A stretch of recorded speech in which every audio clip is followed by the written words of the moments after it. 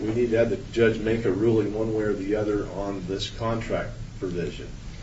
There's the contract that they had signed provides for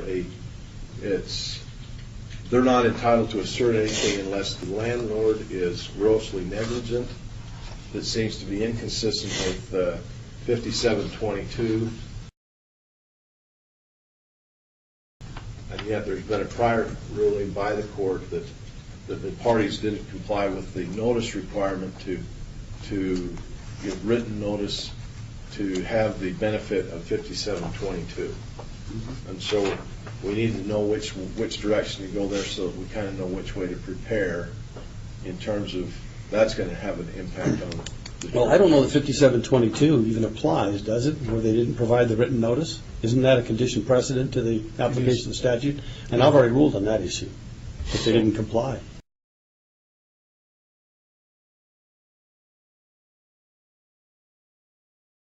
So, and if that's the case, then we'll need to prepare accordingly, if that's the position the court takes on that point. Okay, but let me come back to...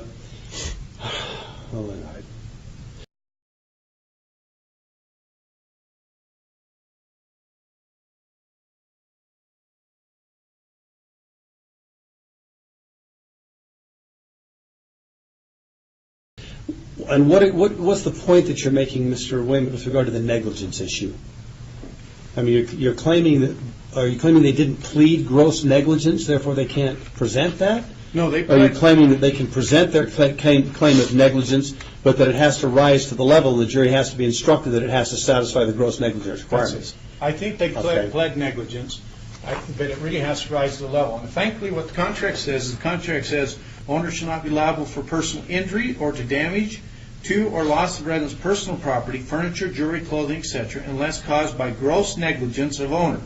Owner should not be liable to resident for any type of damages from fire, flood, water leaks, theft, rain, hail, ice, snow, smoke, structural problems, environmental issues, toxins, mold or mildew, or contamination left by prior residents, explosions, interruptions, or utilities, acts of God, or negligent behavior of owner or its agents, unless such injury or damage is caused by the gross negligence of owner or its agents. Okay. Well, then it would seem to me, Mr. Jackson, that we need to give an instruction. If that's the case, the contract limits the liability of the owner, landlord, to gross negligence. They need to be instructed, the jury need to be instructed on what gross negligence means and whether the facts as presented would satisfy that requirement as they relate to your client's counterclaim.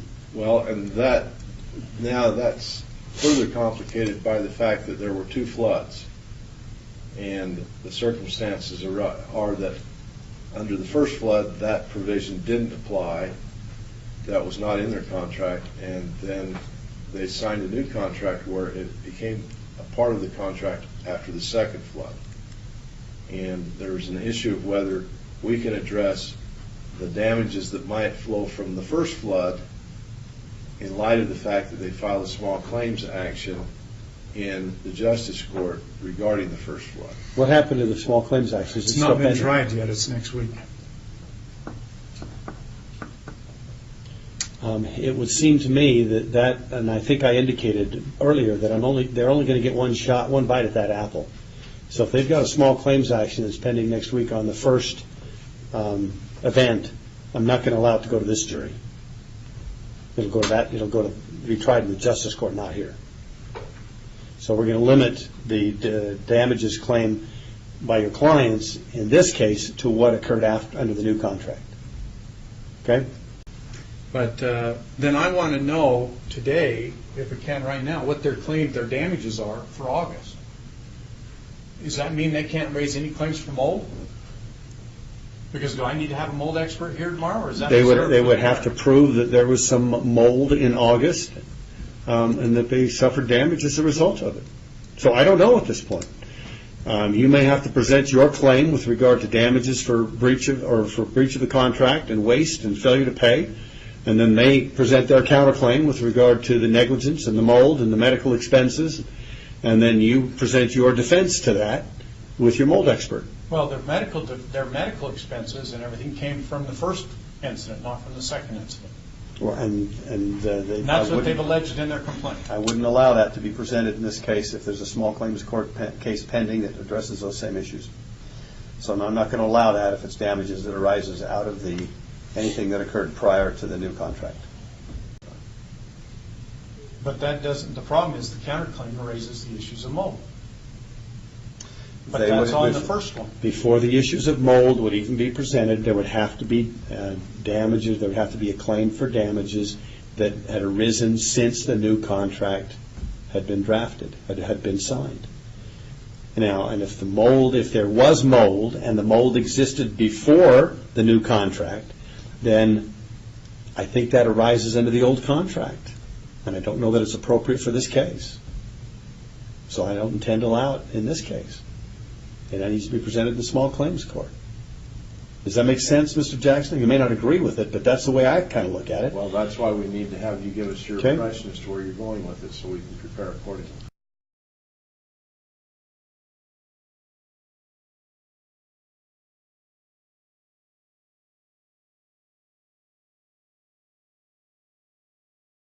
No, the damages have to arise in this lawsuit since the new contract was signed.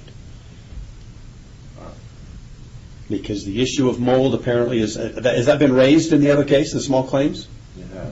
Okay, then that's going to be addressed in the small claims action. So then, I guess the question is again, is If there is no mold there, then I don't know that not much needs to be done. But they'd have to provide proof that there is mold there, and then they'd have to provide proof that the mold is a situation that developed since August 1st. They'd have to tie it into the second event. If they can't, then I'm not going to allow it to go to the jury, and you wouldn't have to put on any defense. And they would have to rely on the small claims action to address the issue of mold if they can prove that there was mold before the new contract was signed. not sure I understood that, Your Honor. Well, I don't know if there's mold there. Right. But if there was mold before they signed the new contract, that would have arisen under the prior contract. But how did they determine whether more mold came or less? No idea. mold? I don't know. I mean, that's- They have the burden of proving that the mold occurred since the new contract arose. That's the only way that I can see to make sense of it, since we have that pending lawsuit in the small claims court. Well, I And if they can't prove that the mold arose since August 1st or whenever this new contract was signed, it's not going to go to the jury.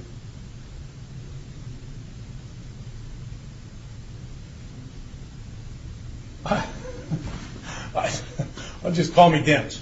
They've acknowledged in their pleadings that the mold arose in the July incident because they gave us CAT scan on August 1st, I believe, or August 2nd, that Miss Morton was ill from the mold. The second incident, flooding, didn't occur until August 21st. So they clearly, everything they cleared was the mold, all occurred prior, from the July 21st is their allegations. So if that occurred, are you saying if when I'm saying this, since their pleadings, I guess I'm making a motion for judgment on the pleadings. Because if their pleadings say that it occurred before then, and Your Honor's not going to allow any testimony since mold occurred prior to that time, then they're And I haven't read their pleadings with the same focus that you have, but if that's in fact what they plead, and they don't plead any mold damages after August 1st, then I wouldn't allow that to be presented to the jury, and you'd be entitled to a judgment on the pleadings on that. But I don't know that. It's a little premature to make the motion on the pleadings at this point. I guess we'll have to see how the evidence develops. But well, I don't think so. Judgment on the pleadings is what's. I haven't looked at. Well, let's see what. Let me. I'll look at it now. Just a second.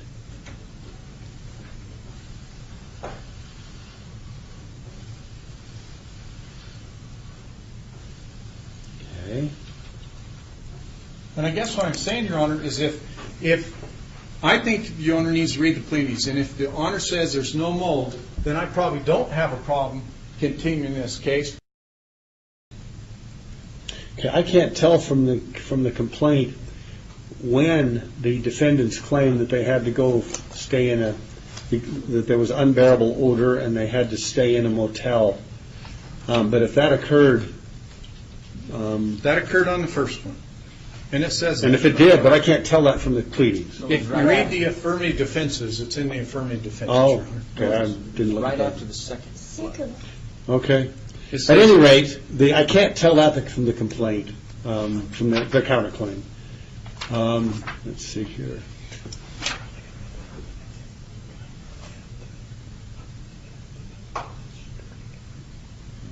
Let's see, harassment, stress.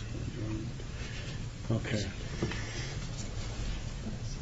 I agree with Mr. Jackson, Mr. Wayman. I think I'm going to need to see how the evidence comes together and see if the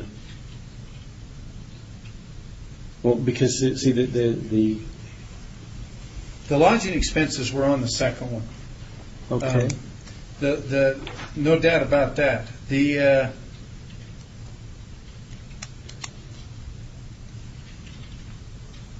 But as I'm reading into what the judge is deciding is unless we're able to segregate the damage from the first flood and identify that, you're not just going to allow us to present evidence with regard to damages that might have flowed from both floods. No, I'm not going to allow you 2 bites at the apple and try the case in small claims court and here as well. The defendant has the burden of proving that the damages arose under the new contract, under the second contract, and if they don't carry that burden, that issue will not go to the jury. We need to know that. All right?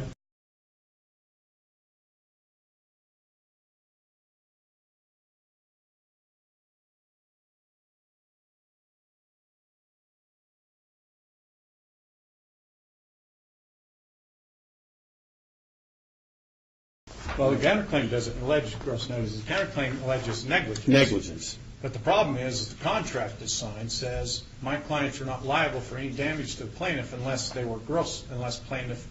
my clients are grossly negligent.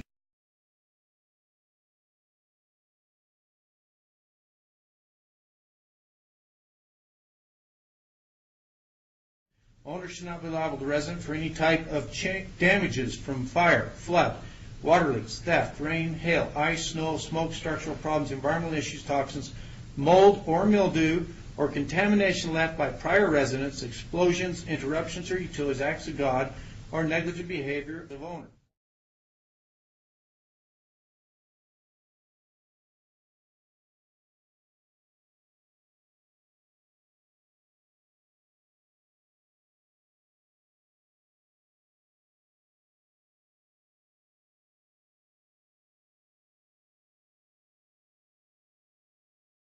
According to the video, the guy when they came in, the guy said there is mold there. It's on videotape. I have it with me. They claimed that they found no mold, but the guy that came in and pulled the carpet up, said he saw mold. What guy?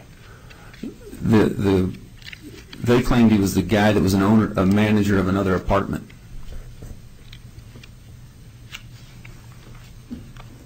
I don't have any further questions, Your Honor. All right, now, is there anything else that you wanted to present to me?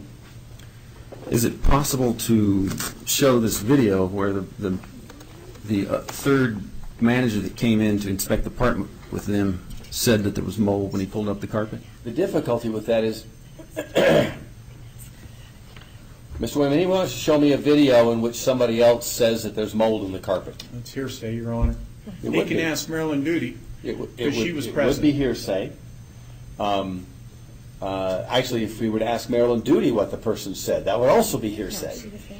If you're going to have someone present evidence in court, they need to be here testifying. Now, of course, if you want to show the video, and if the video shows that there's mold and it's obvious, then that probably wouldn't be a waste of the court's time. I could watch that. If the video shows If mold. the video shows mold, but I don't know that, and you've seen the video, and you'll know whether it's a waste of my time or not to watch the video. But I cannot consider what someone says in the video because, again, that person is not here testifying and can't be cross-examined.